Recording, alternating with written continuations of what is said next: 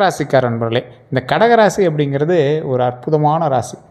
மனிதர்கள் அப்படின்னு ஒரு கடவுளால் பிறப்பிக்கப்பட்ட ஒரு முக்கியமான சில ஜீவராசிகளில் இந்த கடகராசி மட்டும் ஒரு ஜீவராசியாக தெரியும். மனிதன் மற்றவர்களுக்காக உழைக்கணும் அப்படிங்கிறத கற்றுக் கொடுக்குறதே இந்த கடகராசி தான். இந்த கடகராசி அப்படிங்கிறது ஒரு ஒரு வினோதமான ஒரு ராசி அப்படின்னு சொல்லலாம். மற்றவர்களுக்காகவே பிறந்து, மற்றவர்களுக்காகவே அவர்கள் நலனுக்காகவே வாழ்ந்து, தன்னுடைய தாய் தந்தையருக்கும் தன்னுடைய குடும்பத்திற்குமான நிம்மதியை மட்டுமே தேடி, அவங்களுக்கு என்ன தேவை, அவங்களுக்கு எது வேணும், அதை மட்டும் செஞ்சால் போதும் அப்படிங்கிற மாதிரி வாழ்ந்துட்டு இருக்கிற ராசி இந்த கடகராசி. ஆனால் இந்த கடகராசிக்கு கிடைச்சது என்னமோ பலன் என்ன அப்படின்னா, படாத கஷ்டப்பட்டுருப்பீங்க. வாழ்க்கையில் நீங்கள் படாத கஷ்டம் ஒன்று கூட இருக்காது. நிறைய கஷ்டப்பட்டுருப்பீங்க. லைஃப்பில் எக்கட்டான சூழ்நிலைகள் நிறைய சந்திச்சிருப்பீங்க. அடுத்து இதை பண்ணுவோம் அதை பண்ணுவோம் அப்படின்னு நிறைய இடத்துல நீங்கள் போய் மாட்டிட்டு முழித்த தருணங்கள் அதிகம். உங்களுக்கு யாராவது துணை இருப்பாங்களா அப்படின்னு கேட்டால் குடும்பமே உங்களுக்கு துணையாக நின்று இருக்காது. ஆனால் குடும்பத்துக்காக நீங்கள் நிறைய பண்ணியிருப்பீங்க.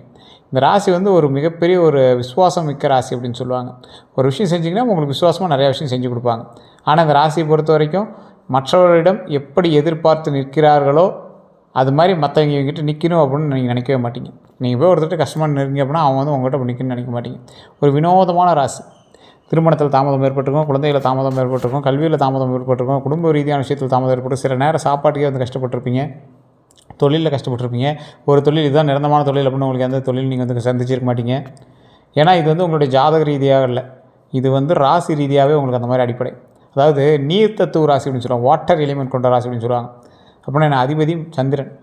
நீர் எந்த பக்கம் போனாலும் அதுக்கு தகுந்த மாதிரி செட் ஆகிக்கும், ஆனால் நிலையான ஒரு இடத்துல இருக்காது. அந்த மாதிரி தான் இந்த ராசி. ஸோ இந்த கடகம் அப்படிங்கிறது நீங்கள் கிணத்து தண்ணி இல்லை, ஒன்றே எவாப்ரேட் ஆகிருங்க, கொஞ்சம் சூடுபடுத்தினா அவங்க மேலே போயிடுவீங்க. ஸோ அந்த மாதிரி தான் கடல் தண்ணி மாதிரி நகர்ந்துகிட்டே இருப்பீங்க, அலை அடிச்சிட்டே இருக்கும். அந்த மாதிரி தான். ஸோ நீர் தத்துவ ராசினா அப்படி தான், நிறைய பேர் தெரியாத ஒரு விஷயம் தான்.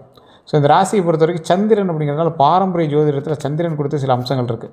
மனம், உணர்வுகள், தாய்மை, குடும்பம், அன்பு, நினைவுகள், பாதுகாப்பு உணர்வு, மன அமைதி, இது எல்லாமே உங்களுக்கு சேர்ந்து வரும். கடகராசிக்காரனுடைய முக்கியமான இயல்பு அப்படின்னா அன்பும் பாசமும் நிறைந்த மனம் கொண்டவர்களாக இருப்பாங்க. குடும்பத்தை எல்லாவற்றிற்கும் மேலாக நினைப்பவர்களாக இருப்பாங்க. பிறருடைய உணர்வுகளை எளிதில் புரிந்து கொள்ளக்கூடிய நபர்களாக இருப்பாங்க.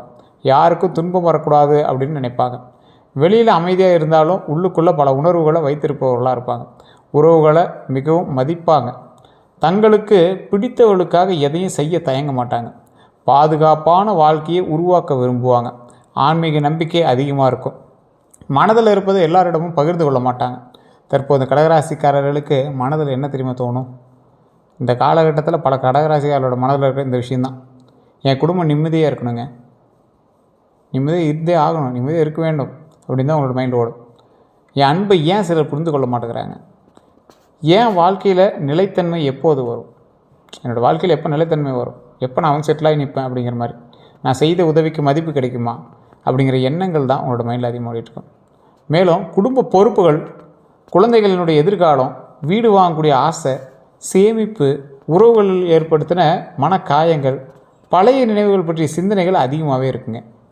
கடகராசியில் பிறந்தவங்க பிறப்பு ரகசியம் அப்படின்னு ஒன்று இருக்குது. இந்த ராசிக்கே உண்டான ஒரு பிறப்புக்கான ரகசியம் இருக்குல்ல, இது கடகம் அப்படிங்கிறது அன்பு, பாதுகாப்பு மற்றும் குடும்பத்தை உருவாக்கக்கூடிய ராசிங்க. இவங்க குடும்பத்தை ஒன்றாக வைத்திருக்க முயற்சி செய்வாங்க, பிரியவே விட மாட்டாங்க, குடும்பம் சேர்ந்துருக்கணும் அப்படின்னு தான் நினைப்பாங்க. பிறரின் கஷ்டத்தை தங்களுடைய கஷ்டமாக எடுத்துக்கொள்வாங்க. யாராவது அழுதா முதல்ல ஆறுதல் சொல்லக்கூடிய மனம் கொண்டவங்களாக இருப்பாங்க. நல்ல மனதால் பலரின் வாழ்க்கையில் ஒளி ஏற்றுவாங்க. உறவுகளுக்காக தியாகம் செய்ய தயங்க மாட்டாங்க. ஆனால் வாழ்க்கை இவங்களுக்கு சொல்லக்கூடிய பாடம் அப்படின்னா, எல்லாரையும் கவனிப்பது போல் உங்களுடைய மனநலத்தையும் கொஞ்சம் கவனிங்க. எல்லாரையும் கவனிக்கிறீங்க, உங்களோட மனதையும் கொஞ்சம் கவனிச்சுக்கோங்க. அதுதான் உங்கள் மெயினாக நீங்கள் கற்றுக்கணும். கடகராசியினுடைய பலமான குணங்கள் அப்படின்னா அன்பு, குடும்ப பாசம், உள்ளுணர்வு, விசுவாசம், பொறுமை. இது அன்பை பொறுத்த வரைக்கும் மனப்பூர்வமான அன்பை வெளிப்படுத்துவாங்க. குடும்ப பாசத்தை பொறுத்த வரைக்கும் குடும்பத்திற்காக எந்த தியாகத்தையும் செய்ய தயங்க மாட்டாங்க. உள்ளுணர்வை பொறுத்த வரைக்கும் மற்றவர்களினுடைய மனநிலையை எளிதில் உணருவாங்க. விசுவாசத்தை பொறுத்த வரைக்கும் நம்பிக்கை வைத்தவங்களை எளிதில் கைவிட மாட்டாங்க. பொறுமையை பொறுத்த வரைக்கும் குடும்ப பிரச்சனைகளை அமைதியாக சமாளிக்க முயற்சி செய்வாங்க. உதவும் மனப்பான்மை அதிகங்க. தேவையுள்ளவங்களுக்கு உதவ விரும்புவாங்க. கடகராசிகளுடைய சவால்களும் சிலது இருக்குது. அதிகமாக உணர்ச்சி வசப்படுவது, ரொம்ப அதிகமாக உணர்ச்சி வசப்படுவாங்க. பழைய காயங்களை மறக்க முடியாமல் இருக்கிறது, எல்லாரையும் மகிழ்விக்க முயற்சிப்பது, மனதில் உள்ள கவலையை வெளியே சொல்லாமல் இருப்பது, தேவையில்லாமல் அதிகமாக யோசிப்பது, பிறர் சொல்வதை மனதில் வைத்து கொள்வது. சில நேரங்களில் என் நல்ல மனிதனை, என் நல்ல மனதை ஏன் சிலர் தவறாக பயன்படுத்துகிறாங்க அப்படிங்கிற கேள்வி உங்களோட எண்ணத்தில் வந்துக்கிட்டே இருக்கும். மற்றவர்களிடம் எப்படி பழகுவாங்க அப்படின்னா, கடகராசிக்காரங்களை பொறுத்த வரைக்கும் அன்பாக பேசுவாங்க, மரியாதையாக நடந்துக்குவாங்க, உதவி செய்ய தயங்க மாட்டாங்க, உறவுகளை நீண்ட காலம் பாதுகாப்பாங்க, சிறிய விஷயங்கள்லேயும் அக்கறை காட்டுவாங்க. ஆனால் மனம் புண்பட்டால் அமைதியாக விலகிவிடுவாங்க. இதுதான் எங்களோட மிகப்பெரிய ஒரு கான்செப்டே. சின்னதாக புண்பட்டுச்சுன்னா கூட அமைதியாக விலகிடுவீங்க. மற்றவர்களை எப்படி பார்ப்பாங்க தெரியுமா?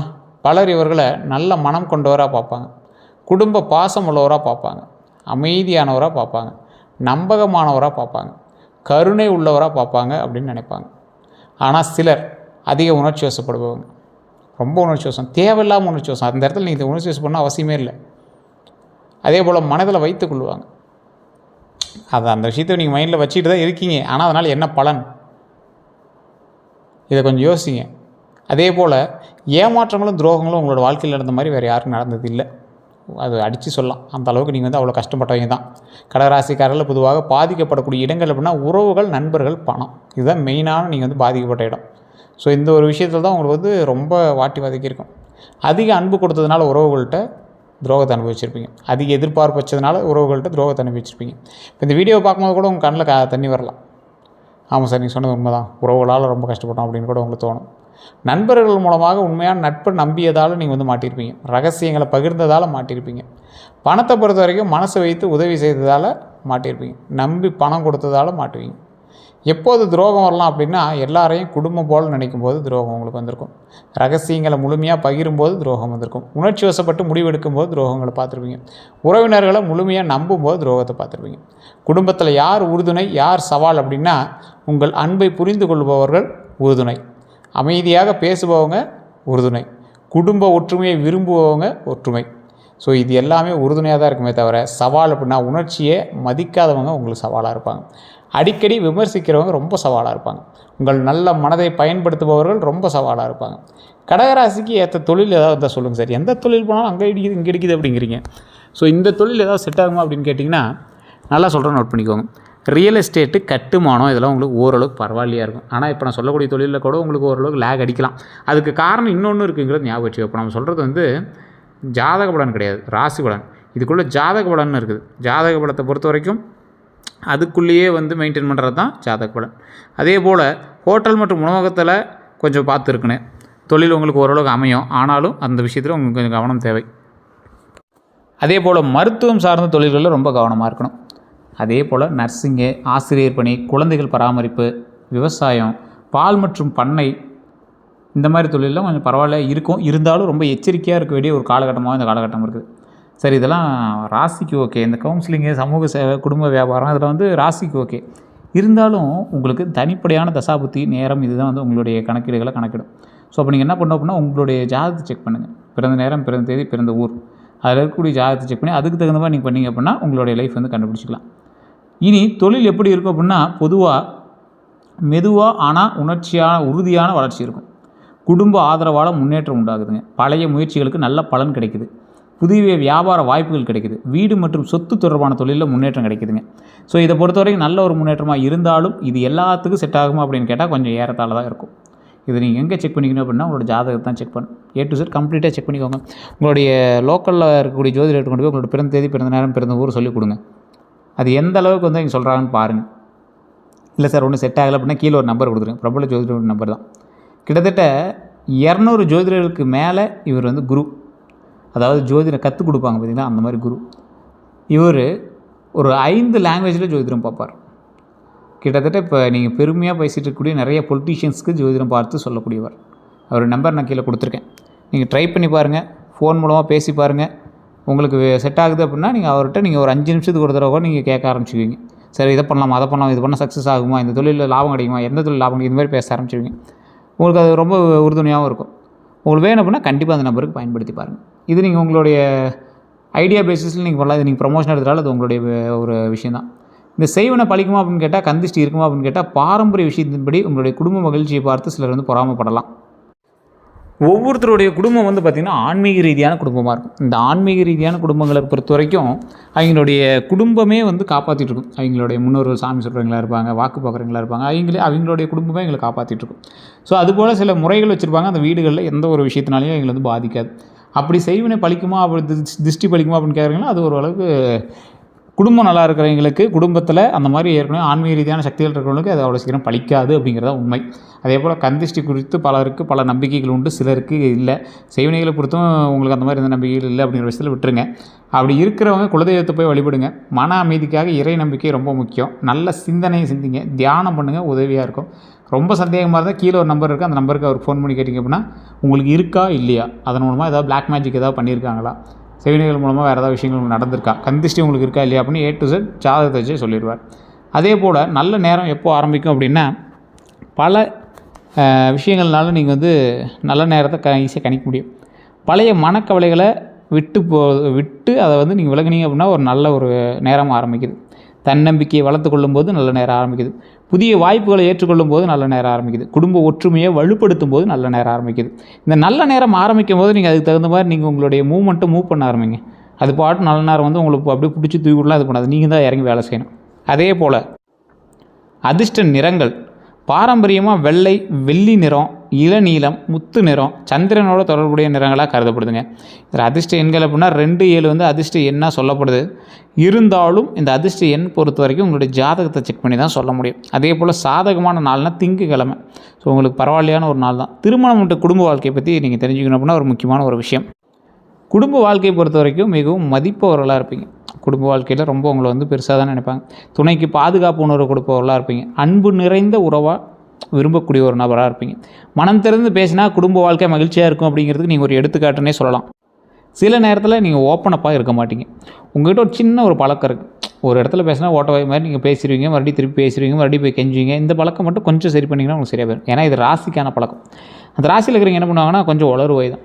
அதே போல் ஒரு சின்ன மைனஸ் ஒன்று இருக்குது. அங்கே பேசுகிறது, இங்கே பேசுகிறது, அங்கே பேசுகிறது. உங்களோட கவலைகளை தான் நீங்கள் சொல்கிறீங்க. அந்த விஷயங்கள் எவ்வளோ அந்தளவுக்கு பாதிக்குங்கிறது நீங்கள் தெரியாமல் பேசிட்டீங்க. அதை கொஞ்சம் சரி பண்ணிக்கோங்க. அதே போல் இந்த திருமண விஷயங்களை பொறுத்த வரைக்கும், குடும்ப வாழ்க்கையை பொறுத்த வரைக்கும் அர்த்தநாரீஸ்வரர் வழிபாடு ரொம்ப நல்லது. அது பண்ணிங்கன்னா மிகப்பெரிய நன்மை உண்டு அப்படிங்கிறத ஞாபகம் வச்சுக்கோங்க. குழந்தை பாக்கியத்தை பொறுத்த வரைக்கும் குழந்தைகள் மீது அதிக பாசம் காட்டுவாங்க. அவர்களுடைய கல்வி மற்றும் எதிர்காலத்தில் அதிக அக்கறை கொள்வாங்க. நல்ல பழக்கங்களை கற்றுக் கொடுக்க விரும்புவாங்க. வண்டி வாகன யோகத்தை பொறுத்தவரை குடும்ப வசதிக்காக வாகனம் வாங்கக்கூடிய எண்ணம் இருக்கும். இந்த காலகட்டத்தில் புதிய வாகன யோகம் அமையுது. வாகன பராமரிப்பில் கவனம் தேவை. சொத்து யோகத்தை பொறுத்த வரைக்கும் வீடு வாங்கக்கூடிய யோகமும் உண்டாகுது. நிலம் வாங்கக்கூடிய வாய்ப்புகளும் உண்டாகுது. குடும்ப சொத்தால் நன்மை கிடைக்கக்கூடிய ஒரு காலகட்டம். குடும்ப சொத்தில் ஏதாவது சிக்கலில் இருந்துச்சு, பங்காளிகளுக்குள்ளே, பெரியப்பா சித்தப்பாவுக்குள்ளே, அண்ணன் தம்பிகளுக்குள்ளே இந்த மாதிரிலாம் ஏதாவது சிக்கல் இருந்துச்சுன்னா அதெல்லாம் சரியாகும்.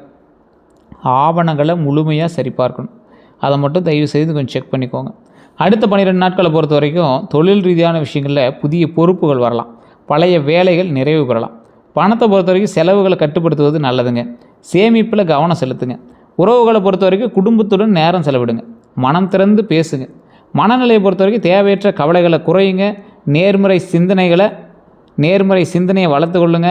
அதே போல் ஒரு முக்கியமான விஷயங்க, நீங்கள் செய்யக்கூடாது அப்படின்னு நிறைய விஷயங்கள் இருக்கலாம். ஜாதக ரீதியாக தான் அதை வந்து கால்குலேட்டாக பண்ண முடியும். இது இப்போ வந்து நான் ராசி ரீதியாக சொல்கிறேன்.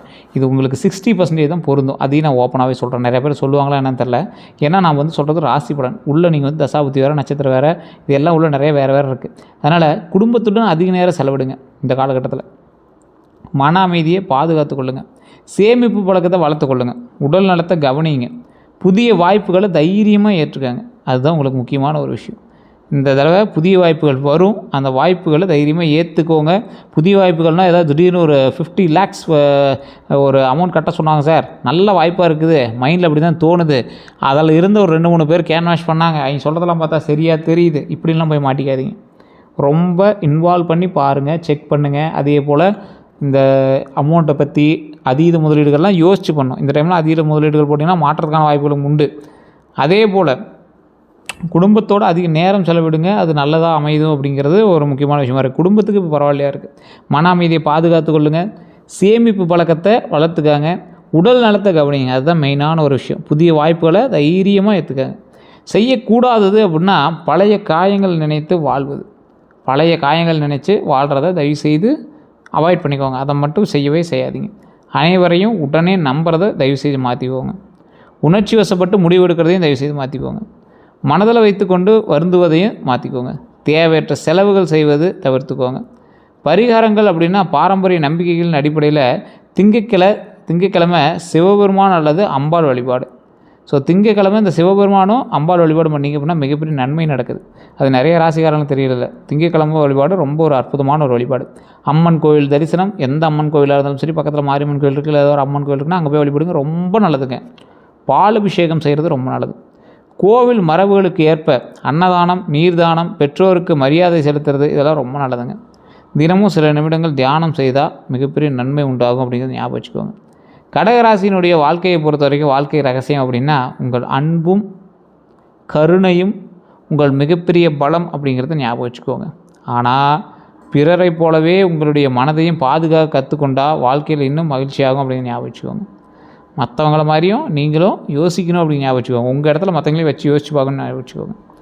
அன்பால் மனிதர்களுடைய மனதை வெல்லக்கூடியவங்க நீங்கள். குடும்பத்தை உயர்த்தும் சக்தி கொண்டவர் நீங்கள். அமைதியாக பெரிய சாதனைகளை செய்யக்கூடியவர் நீங்கள். உணர்ச்சியையும் அறிவையும் சமநிலைப்படுத்தி தன்னம்பிக்கையுடன் முன்னேறினால் குடும்ப மகிழ்ச்சி, மன நிறைவு மற்றும் நிலையான வளர்ச்சி உங்கள் வாழ்க்கையில் அதிகரிக்கலாம் அப்படிங்கிறத மைண்டில் ஞாபகம் வச்சுக்கோங்க. ராசியை பொறுத்த வரைக்கும் பரவாயில்லையாக இருக்குது. நீங்கள் எந்த அளவுக்கு பயன்படுத்துகிறீங்களோ அந்த அளவுக்கு வெற்றி உண்டாகுது அப்படிங்கிறத மைண்டில் ஞாபகம் வச்சு செயல்படுங்க. வேறு ஏதாவது தகவல் வேணும் அப்படின்னா மறக்காம கமெண்ட்ஸில் பதிவிடுங்க. இதோட நம்ம சேனல் சப்ஸ்கிரைப் பண்ணிக்கோங்க. மற்ற பெல் பட்டன் மறக்காம ப்ரெஸ் பண்ணிக்கோங்க. அதே போல் ஒரு முக்கியமான விஷயம் தான், இந்த ராசிக்காரங்க வேறு ஏதாவது சந்தேகங்கள் இருந்தால் கீழே நம்பர் கான்டாக்ட் பண்ணி பேச தெரிஞ்சுக்கோங்க. எல்லோருக்கும் நன்றி நண்பர்களே.